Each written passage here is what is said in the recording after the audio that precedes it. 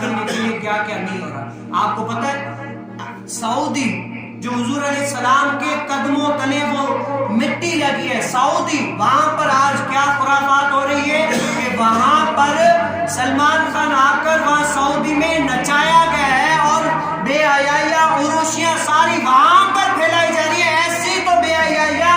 اور وہاں ان بغیرتوں نے کیا کیا کہ صحابہ کرام رضی اللہ تعالیٰ عنہ کے مزارات پر بلڈوزر چلائے گئے، تو حضرت سیدہ خدیجہ الکبریٰ کے مزار پر بلڈوزر چلائے گئے، لیکن ابھی سلمان خان کے ہاتھوں کا جو ہے نا عکس لے کر تبرک کے لیے رکھا گیا کہ یہ ہم آپ کے ہاتھوں کا عکس تبرک کے لیے رکھیں گے۔ اور ظالموں، اس سلمان خان کے ہاتھوں کا تبرک رکھو گے جہاں حضور علیہ السلام کے محبوبہ نے جو محبوب تھے، جو غلام تھے، جو صحابہ تھے، ان کی قبروں پر تم لوگوں نے بلڈوزر چلائے، اور ان بغیرتوں کے تم جو ہے نا اپنے پاس رکھنا چاہو گے، ان کے ہاتھوں کے نشان اپنے پاس رکھنا چاہتے ہو کہ یہ ہمارے لیے سعادت کی بات ہے۔ وہاں پر بھی دین کی خرافات ہو گئی ہے، کون دین کا کام کرے گا، کون دین کے لیے آگے کھڑا ہوگا؟ آج وہاں پر بھی یہ کام ہو رہا ہے، اور کعبے میں اگر لوگ جائیں تو وہاں پر اسپرے ہوتا ہے، کرونا کے لیے ٹیسٹ ہوتے ہیں، یہ وہ پھر جا سکتا ہے۔ اور ابھی جو ناچ کر رہے ہیں لاکھوں لوگ ساتھ ناچے ہیں، سارے بے حیائی اور عروج ہے، کوئی پوچھنے والا نہیں، کون کرے گا؟ اور وہاں پر وہ جو لال رومال والا مسجد میں آ کر سب کو بولتے بے شریعت یہ، وہ اندھا کمینہ کہاں تھا وہاں پر؟ ابھی بھی تو ایسا ہی ہوا نا، وہ کہاں تھا؟ دین سکھانے کے لیے تو ہر کسی کو کہتا ہے کہ بھائی دین یہ ہے، یہ کرو، شرک نہ کرو، بدعت کرو، اور کمینے یہاں پر جو ہو رہا تھا تو کہاں تھا؟ یہاں پر تو دین سکھاتا نا۔ اور دوسرا ہی آپ کے ملک پاکستان کے مرزا جیل میں وہ کیا کہتا ہے کہ اللہ کے ولیوں میں طاقت نہیں ہے، اگر اللہ کے ولیوں میں طاقت ہے وہ دین کا کام کر سکتے ہیں، اتنا غیر مسلم کو مسلمان بنانا سکتے ہیں، تو اللہ کے ولی کیا کریں، انڈیا کی طرف یا غیر مسلمانوں کی طرف منہ کرے، سارے مسلمانوں کو مسلمان بنائے نا، کیوں نہیں بناتے؟ مطلب وہ نہیں کر سکتے۔ تو میں کہنا چاہتا ہوں اگر آپ کا یہ دعویٰ ہے تو بتاؤ کہ حضور علیہ السلام نے اپنے ملک عرب کی حفاظت نہیں کی؟ حضور علیہ السلام ان کو نہیں روک سکتے تھے؟ اور وہاں پر مکہ اللہ تعالیٰ کا گھر، اللہ تعالیٰ نے اپنے شہر میں، ملک میں وہ کام جو ناچے وہ بھی نہیں کر سکتے۔ مطلب کیا ہوا کہ اگر وہاں پر ولی نہیں کر سکتے تو حضور علیہ السلام اللہ بھی نہیں کر سکتا اگر ان کے سوال کے مطابق۔ لیکن لاجک کیا ہے کہ اللہ تعالیٰ نے ابھی تک ان کو ڈھیل دی ہوئی ہے، کیا دی؟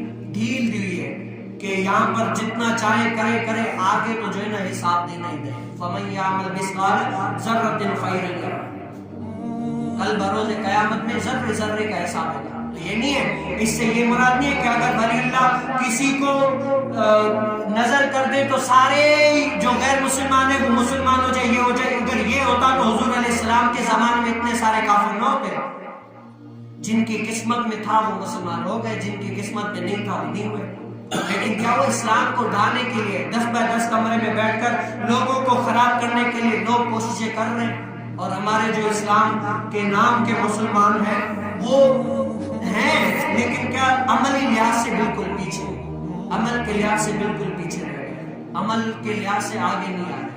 پتا سب کو ہے کہ اسلام کیا کہتا ہے، میرے سے زیادہ سب کو پتا ہے۔ بھائی کس کو نہیں پتا کہ اذان ہوتے ایک مسجد میں آ جانا چاہیے، نماز فرض ہے پڑھنا چاہیے، سب کو پتا ہے۔ لیکن کیا خواہشات دل کی، ہم پیروی کن کی کرتے ہیں؟ دل کی کرتے ہیں۔ اور یہ بھی نہیں ہے، اکثر یہ بھی ہے کہ بھائی مولانا صاحب آپ جو ہے نا بہت بھاری بھاری باتیں کرتے ہو۔ دراصل یہ ہے کہ قرآن میں ہے کہ اگر جو خراب ہو نا اس کو خراب جو نہ کہے نا وہ اس منبر پر بیٹھنے کا لائق ہی نہیں ہے۔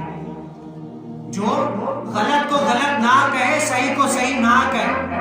صوفیہ کرام، ہمارے استادوں نے اور انہوں نے سب نے یہی تربیت دی ہے کہ وہ اس منبر پر بیٹھنے کا لائق ہی نہیں ہے، اس کو اس منبر پر بیٹھنا جائز ہی نہیں ہے۔ اللہ رب العزت سے دعا ہے، اور ہمیشہ کڑوی دوائی فائدے مند زیادہ ہوتی ہے، آپ کے نالج میں ہوگا۔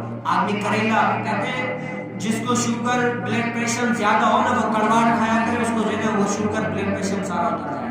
کیوں؟ وہ کڑوی زیادہ ہے۔ کڑوی دوائی صحت کے لیے فائدے مند ہوتی ہے، اور میٹھا ہمیشہ شوگر کو بڑھاتا ہے۔ تو میٹھی میٹھی تقریریں ہم بھی کیا کرتے تھے، بہت اچھی کیا کرتے تھے۔ تو آج کیا کریں، تھوڑا سا کڑواہٹ برداشت کر لیں، 10 سنے نا ان میں سے 2 پر عمل کر لیں، انشاءاللہ آپ کی بھی آخرت آباد ہو جائے گی، اور آپ کے صدقے میں ہم گناہگاروں پر بھی اللہ تعالیٰ نظر رحمت فرمائے گا۔ کیا پتا ہمارے عملوں نے آپ کے سامنے میں اللہ تعالیٰ گناہگاروں کو بھی بخشے.